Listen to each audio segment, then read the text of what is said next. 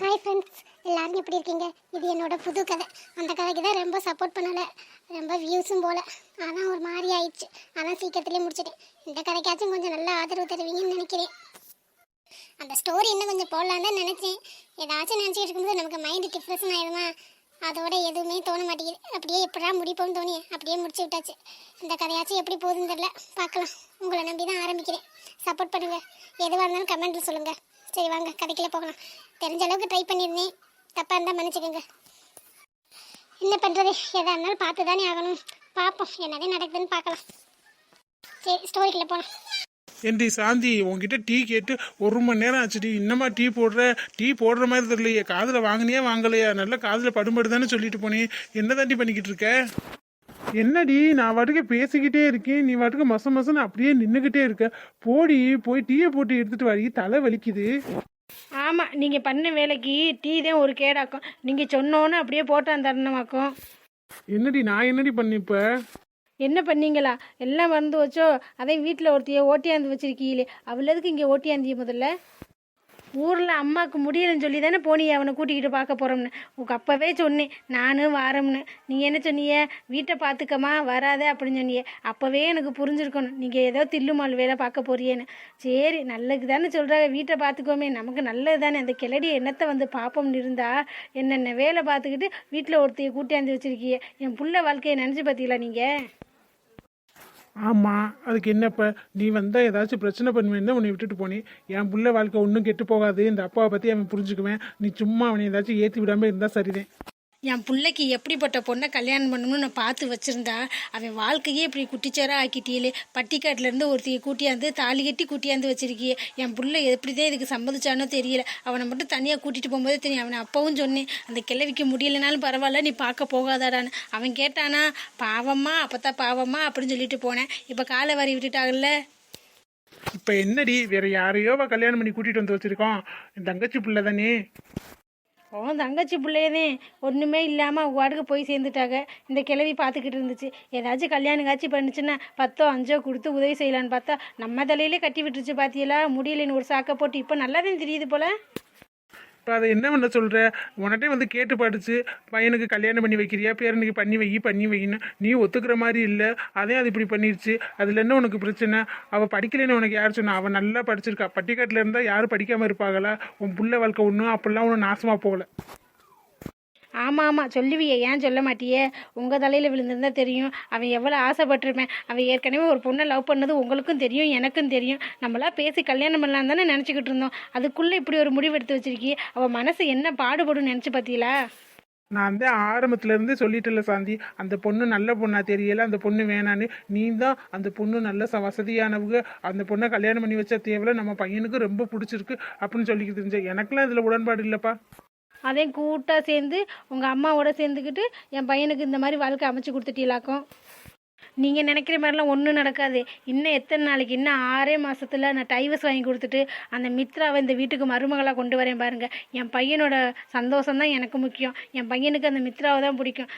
அதுலேயும் அவள் நல்ல பணக்காரி. வேறு இவள்கிட்ட என்ன இருக்குது? ஒன்றும் இல்லை, கட்டின புடவையோடு வந்திருக்கா. வேறு என்ன இருக்குது இவள்கிட்ட? நம்ம தான் எல்லாத்தையும் வாங்கி கொடுக்கணும்ல. சீப்பு கொண்டு நம்ம தான் வாங்கி கொடுக்கணும். சீப்பு பொட்டு லொட்டு லொசுக்குன்னு ஏதாச்சும் ஒன்று கொண்டு வந்திருக்காளா? முதல்ல வாயு மூடி. நேற்றுதான் கல்யாணம் பண்ணி பிள்ளையை கூட்டிகிட்டு வந்திருக்கேன், வந்ததும் வராதமா டைவர்ஸ் வாங்கி கொடுப்போம்னு சொல்லிக்கிட்டு இருக்கேன். உன் வாயில் நல்ல வார்த்தையும் வராதா? உனக்கு பிடிக்கலன்னு பரவாயில்ல, உன் வாயை மூடிக்கிட்டு. அவன் சொல்லல இன்னும், அவன் வாயை திறந்து சொல்லட்டும், அதுக்கப்புறம் பார்த்துக்கலாம். அவன்லாம் சொல்ல மாட்டேன். சொல்ல மாட்டேன். அவன் சொல்ல முடியாமல் இருக்கேன். அவனை கூட்டிகிட்டு போய் பிளாக்மெயில் பண்ணி கிளவி செத்து போயிருன்னு சொல்லி தாலி கட்ட வச்சுட்டு இல்லை. ஏதோ ஒரு பாசத்துக்காக பாவம் அந்த கிளடி மண்டையை போட்டுருமேங்கிறதுக்காக கட்டினேன். இப்போ நினச்சி எவ்வளோ அழுகிறேன்னு தெரியுமா? உங்களுக்கு என்ன தெரியும்? பெத்தவளுக்கு தான் தெரியும் பிள்ளையோட அருமை. ஆமாடி, அவன் உனக்கு மட்டும்தானே புள்ள, அதனால அப்படி பேசுவேன். எனக்கும் புள்ள தான். என் புள்ள வாழ்க்கை எப்படி இருக்கணும்னு தெரியும். இந்த பொண்ணு நல்ல பொண்ணு, இவன் நல்லா பார்த்துக்குவா. நம்ம இல்லைனாலும் அவனை நல்லா பார்த்துக்குவா. பார்க்குறேன். இது எவ்வளோ தூரம் போகுதுன்னு பார்க்குறேன். இன்னும் எத்தனை மாதம்?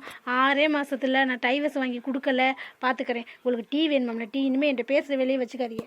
என் புள்ள வாழ்க்கை நாசமாக போச்சு. நான் இங்கே புலம்பி தவிச்சுக்கிட்டு சோறு தண்ணி இல்லாமல் கிடைக்கிறேன். உங்களுக்கு டீ வேணுமாம்ல? ரொம்ப சந்தோஷமாக இருக்கீல்ல, அதனால் பிரியாணி கேட்டாலும் கேட்பியா? ஏன் கேட்க மாட்டியே? என்னடி இப்போ பிரச்சனை உனக்கு? எனக்கு ஒன்றும் பிரச்சனை இல்லைப்பா. உங்களுக்கு என்ன நல்ல சந்தோஷமாக இருக்கீல்ல, சந்தோஷமாக இருங்க. அதுவே எனக்கு போதும், அதுவே எனக்கு நிறைவாக இருக்குது. என் புள்ள வாழ்க்கை எப்படி போனால் உங்களுக்கு என்ன, நாங்கள் எப்படியோ போகிறோம். உங்களுக்கு அதை பற்றி ஒன்றும் கவலை இல்லை. உங்கள் தங்கச்சி பொண்ணு நல்லா இருந்தால் போகலாம். கொண்டாந்து சேர்த்துட்டீல இந்த வீட்டில். நீங்கள் நல்ல சந்தோஷமாக நிம்மதியாக தூங்குங்க. இப்போ எதுக்குடி காட்டுக்கட்டா கத்திக்கிட்டு இருக்க? கேட்டா அந்த பொண்ணு என்ன நினைக்க, ஏதாச்சும் நினைக்காதா? சரி, கார்த்தி எங்கப்ப?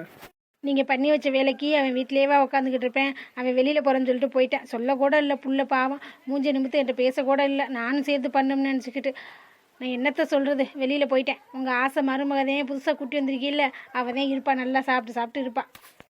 சரி, நீ எதையும் போய் குட்டியை குழப்பாமல் இருந்தால் சரிதான். அவங்களுக்குள்ள சமாதானம் ஆகி எல்லாம் இது பண்ணிக்குவாங்க. போக போக எல்லாம் சரியாக வந்துடும். நீயும் கொஞ்சம் எல்லாத்தையும் புரிஞ்சுக்கிட்டு நடந்துக்க. சும்மா அந்த மித்ராதான் இந்த வீட்டுக்கு வரணும்லாம் நினச்சிக்க தெரியாத. அதான் தாலி கட்டி எல்லாம் கூட்டி அந்த பொண்டாட்டின்னு அவள் தான் இனிமேல் நம்ம வீட்டு மருமக, வேற யாரும் இல்லை. சும்மா அந்த டைவர்ஸ் வாங்கி கொடுக்குறேன், அது பார்க்குறேன், இது பார்க்குறேன், இந்த மாதிரி வேலையெல்லாம் வச்சுக்க தெரியாத.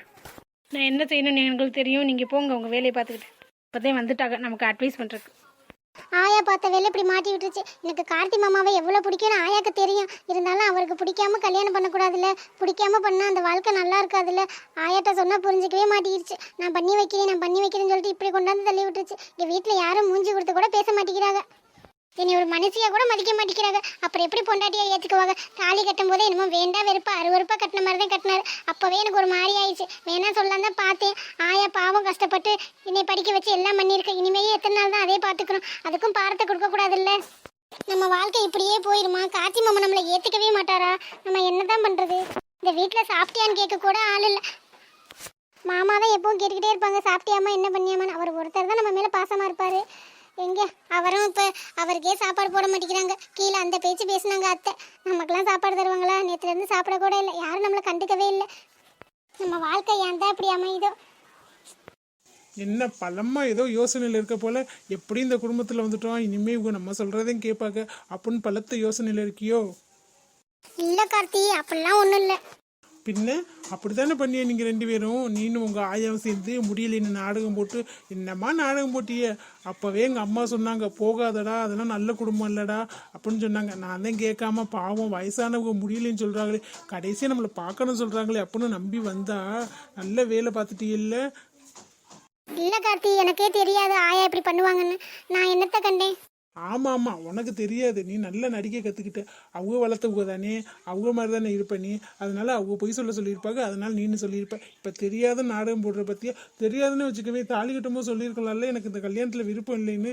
அதை சொன்னியா? சொல்ல மாட்டியா? அமுக்குனி மாதிரி அப்படியே தானே நின்ன. உன் மனசுலையும் அந்த எண்ணம் தானே இருந்திருக்கு. எங்கிட்ட அங்கிட்டு போய் சேர்ந்தா சரிதான் அப்படின்னு தான் நினச்சிக்கிட்டு இருந்தேன். இந்த கிளவி வாட்டுக்கு இதே சாக்குன்னு என் தலையில் கட்டி விட்டுருச்சு. நான் அப்போதைக்குனே வந்திருக்கணும், என்னால் முடியாது அப்படின்னு சொல்லிட்டு எல்லாரும் பார்த்துக்கிட்டே இருந்தாங்களா. சரி என்ன பண்ணுறது, ஊர் முன்னாடி அப்பாவும் அசிங்கப்படுவார், இந்த கிளவி அசிங்கப்படுமே, இல்லைன்னா செத்து தொலைஞ்சிடும் சொன்னிச்சு. நம்மளால ஒரு உசுறு போகணுமேங்கிறதுக்காக தான் தாலி கட்டினேன். அதுக்காக உன்னோட குடும்பம் நடத்துவோம்லாம் நினச்சிக்க தெரியாத. இன்னும் 6 மாதம் தான். அம்மாட்ட சொல்லியிருக்கேன், நான் ஒரு மித்ரான்னு ஒரு பொண்ணை லவ் பண்ணுறேன், அவளை தான் கல்யாணம் பண்ணிப்பேன். அவள் தான் இந்த வீட்டு மருமக. நீலாம் மருமக ஆக முடியாது. எப்படி உன்னை இந்த வீட்டை விட்டு விரட்டணும்னு தெரியும். நான் தானே இந்த வீட்டுக்கு உன்னை கூட்டிகிட்டு வந்தேன். நானே உன்னை விரட்டி விட்டுருவேன். யார் வந்து தடுக்கிறான்னு நான் பார்க்குறேன். இந்த கிளவி வந்தாலும் சரி, இல்லை எங்கள் அப்பா வந்தாலும் சரி, யார் வந்தாலும் நான் உன் கூட வாழ மாட்டேன். நீ ஷோகேஸ் பொம்மை மாதிரி 6 மாதம் இங்கே இருக்கலாம். இங்கே இருந்து சாப்பிட்றியா? சாப்பிடு, என்ன வேணுமோ கேட்டு வாங்கி சாப்பிட்டுக்க. மற்றபடி அந்த உரிமை கொண்டாடுற வேலையெல்லாம் வச்சுக்காத. நமக்குள்ளே எதுவுமே இல்லை. இல்லை கார்த்தி, அப்படிலாம் நான் எதுவும் நினைக்கல. எதுவும் நினைக்காம தான் என் பெட்ரூமில் வந்து உட்காந்துருக்கியா? பின்ன நான் எங்கே போகிறது? நம்ம தனித்தனியாக இருந்தால் மாமா ஏதாச்சும் நினைச்சா கஷ்டப்படுவாங்கல்ல. அவங்க முன்னால நான் அந்த மாதிரிலாம் காமிச்சிக்க முடியாது. அவங்க முன்னாடி நம்ம சந்தோஷமா இருக்க மாதிரி தான் நான் காமிச்சிப்பேன். நீங்கள் என்ன வேணாலும் நினச்சிக்கோங்க. இப்போ ஒரே ரூமில் ஒட்டி உரசி உட்காந்து உட்குவேன். அப்புறம் அப்படியே என் மனசை மாற்றி என் கூடயே வாழலான்னு பார்க்குறியா? அது மட்டும் இந்த ஜென்மத்தில் நடக்கவே நடக்காது. நடக்கவும் நான் விட மாட்டேன். இன்னும் 6 மாதத்தில் நான் டிவோர்ஸ் வாங்கி காமிக்கிறேன் பாரு. கல்யாணம் ஆகி 2 நாள் கூட ஆகலை, அதுக்குள்ளே டிவோர்ஸுங்கிறாங்க. என் வாழ்க்கை எங்கே வந்து நிற்கிது? யா இப்படி பண்ணி வச்ச? நல்லா இருக்கும்னு நினச்சி பண்ணி வச்சிருக்கேன். ஆனால் இதனாலே நான் நாசமாக போயிடுவேன் போல. இந்த வீட்டில் எனக்கு சப்போர்ட் பண்ணுறதுக்குன்னு யாருமே இல்லை. மாமனார் ஒருத்தர் தான் இருந்தார். அவர் வாயையும் அத்தை பேசி அடைச்சிட்டாங்க. இனிமேல் இந்த வீட்டில் சப்போர்ட் பண்ணுறதுக்கு யாரும் இருக்கா? எதுவும் பேசுனா கூட ஆள் இல்லை. அவங்க சொன்ன மாதிரி ஷோகேஸ் பண்ண மாதிரி இந்த வீட்டில் இருந்துட்டு போக வேண்டியதானோ? அதுக்கு நான் இப்போவே போயிடலாமே. 6 மாதம் வரைக்கும் எதுக்கு வெயிட் பண்ணணும்? அவங்களுக்கு டைவர்ஸ் கிடைக்கணும்ல. அதனால 6 மாதம் வரைக்கும் என்னை வச்சு சோறு ஊற்றுவாங்க. ஒரு நாயை வச்சு வளர்த்து ஊற்றுவாங்கல்ல, அந்த மாதிரி ஊற்றுவாங்க. அதுக்கு வேற யாரையாச்சும் கல்யாணம் பண்ணியிருந்தா கூட பிடிக்கலனாலும் பரவாயில்ல, நல்லா பார்த்துக்கிட்டு இருப்பாங்கல்ல. நமக்கு பிடிச்சவங்களை விட நம்மளை பிடிச்சவங்களை கல்யாணம் பண்ணாதான் வாழ்க்கை நல்லா இருக்குன்னு எல்லாரும் சொல்லுவாங்க. அது என்னமோ கரெக்டு தான் போல. ஹாய் சாதனா, எப்படி இருக்கீங்க? நல்லா இருக்கீங்களா? என் பேர் எப்படி உங்களுக்கு தெரியும்? நீ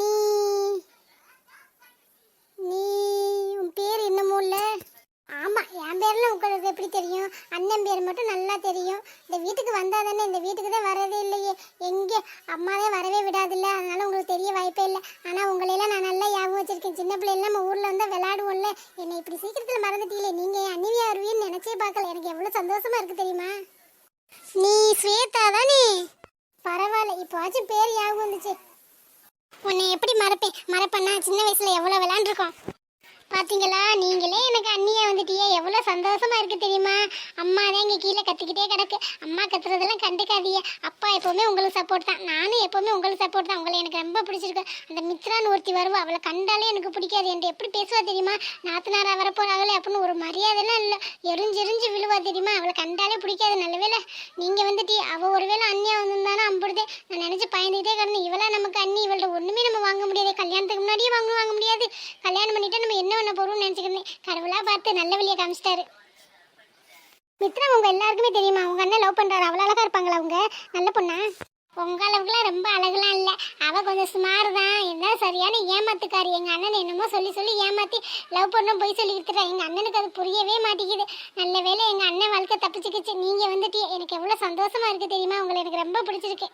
சின்ன பிள்ளையில கூட கொஞ்சம் கம்மியாக இருப்பி அழகு, இப்போ நல்லா வளரும், நல்லா அழகாக வந்துட்டியே தெரியுமா? சரி, சாப்பிட்டீங்களா அண்ணி? இல்லைம்மா சாப்பிடல. அண்ணின்னா சொல்லாத, ரொம்ப பெரிய பொண்ணு மாதிரி தெரியுது. சும்மா சாதனான்னு பேர் சொல்லியே கூப்பிடு. ஓகே சாதனா, சாப்பிட்டியா இல்லையா? போய் சாப்பிடலாமா கீழே? சும்மாவே அத்தை ஏதாவது சொல்லுவாங்க. இப்போ நான் சாப்பிட வந்தேன்னா அவ்வளோதான், சோத்துக்காக வந்துட்டு அப்படின்னு சொல்லுவா. எனக்கு ஒரு மாதிரியா இருக்குமா?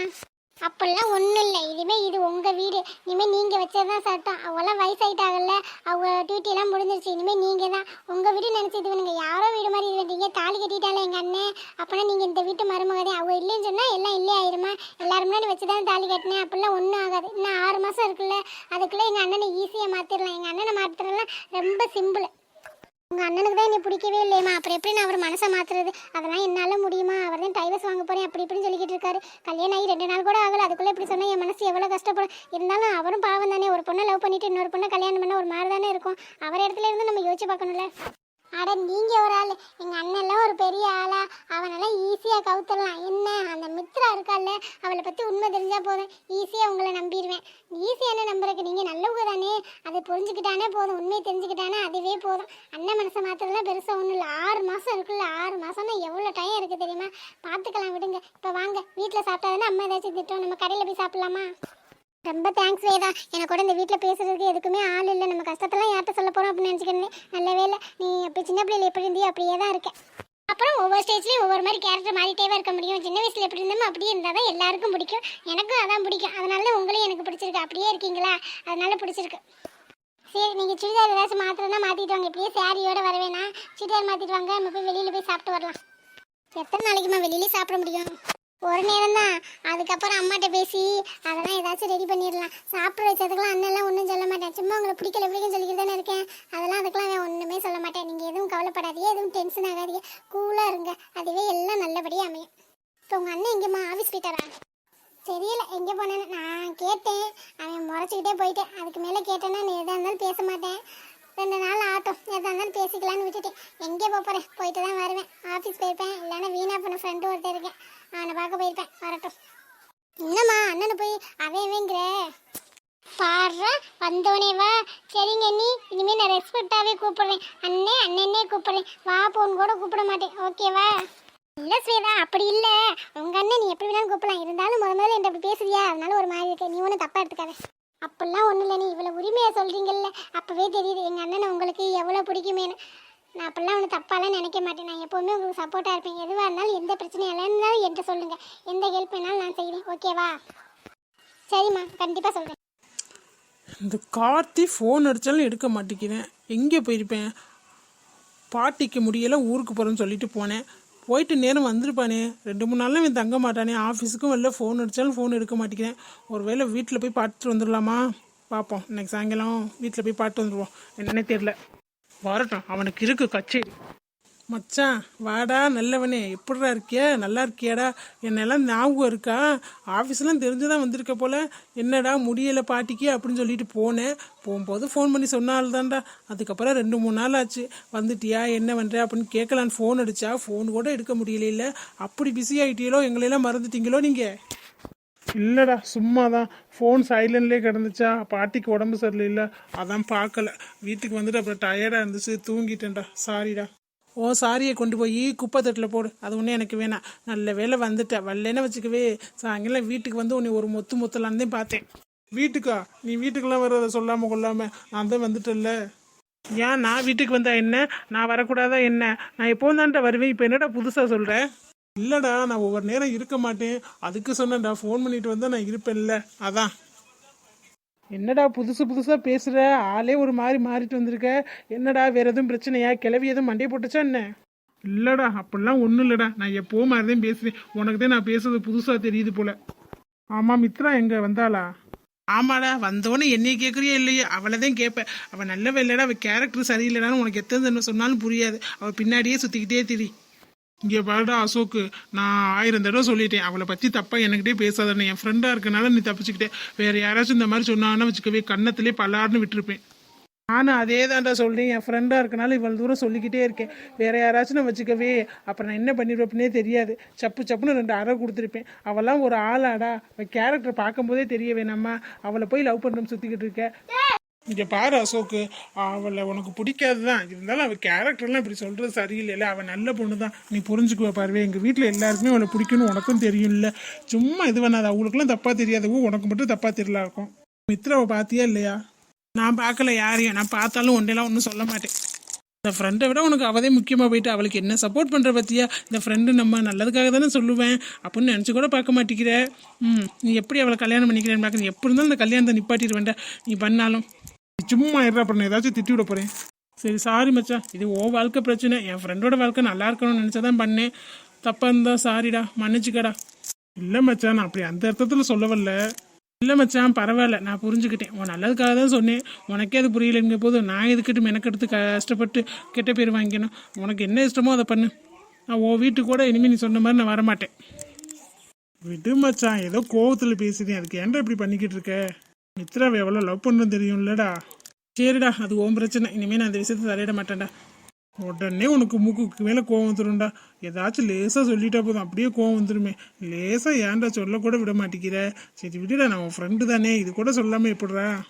அப்போ நானும் உன் ஃப்ரெண்டு தானே மச்சான், நானும் உன்னை பற்றி உன் நல்லதை பற்றிலாம் நினைக்க மாட்டேன்னா. உன் நல்லதுக்கு தானே நானும் சொல்லுவேன், அதை மட்டும் நீ நினைக்கவே மாட்டேங்கிற. நான் ஏதோ பொய் சொல்கிறேன்னு நினச்சிக்கிட்டே இருப்பேன். ஒரு நாள் இல்லை ஒரு நாள் அவளை பற்றி உனக்கு உண்மை தெரியும். அப்போ தெரியும்டா, இவன் நம்ம நல்லதுக்காண்டி தானே சொல்லியிருக்கேன், அவனை என்ன திட்டிருக்கோம் அப்படின்னு தெரியும்டா. அப்போ நினச்சி பார்ப்பேன் இந்த ஃப்ரெண்டை பற்றி. இல்லை அசோக்கு அப்படிலாம் இல்லை, நீ எனக்கு நல்லதுக்கு தான் நினைப்பேன், அதெல்லாம் ஓகே தான். இருந்தாலும் மித்ராவை பற்றி நீ தப்பாக புரிஞ்சிருக்கேன்னு நினைக்கிறேன். மற்றப்பெல்லாம் ஒன்றும் இல்லை, அவள் ரொம்ப நல்ல பொண்ணுடா. ஏதோ 1-2 நடந்து வச்சுலாம் அவளை பற்றி தப்பாலாம் நினைக்காத. அவள் எவ்வளோ நல்ல பொண்ணுன்னு நீ புரிஞ்சுக்க பாரு. சரி, யாருக்கு யார் புரிய வைக்கிறான்னு பார்க்கலாம். நம்ம இதுக்கு மேலே பேசினா வாக்குவாதம் தான் வரும். காலம் எல்லாத்துக்குமே பதில் சொல்லும், எதுக்கும் பதில் சொல்லாமலாம் போகவே போகாது. எல்லாரை பற்றியும் காலம் உணர்த்திட்டு தான் போகும். ஒரு கட்டத்தில் இல்லைனாலும் இன்னொரு கட்டத்தில் எல்லாரை பற்றியும் புரிஞ்சுக்குவாங்க. அதுவும் கூடிய சீக்கிரத்தில் புரிய காலம்லாம் இருக்குது. ஒவ்வொருத்தர் லேட்டாக புரிஞ்சுக்கிட்டு ஃபீல் பண்ணுவாங்க. அந்த நிலைமை உனக்கு வரவேணாமே அப்படின்னு பார்த்து தான் நான் சொன்னேன். நீ நம்புற மாதிரி இல்லை, அப்புறம் உன் இஷ்டம். பட்டுதான் திருந்து வேணா திருந்து, நான் ஒன்றும் பண்ண முடியாது. சரிடா சாமி, போதும்பா வாப்பா, இன்னைக்கு அட்வைஸ் இதுவே போதும்பா. சரி நான் பார்த்துக்கிறேன், வா போகலாம்.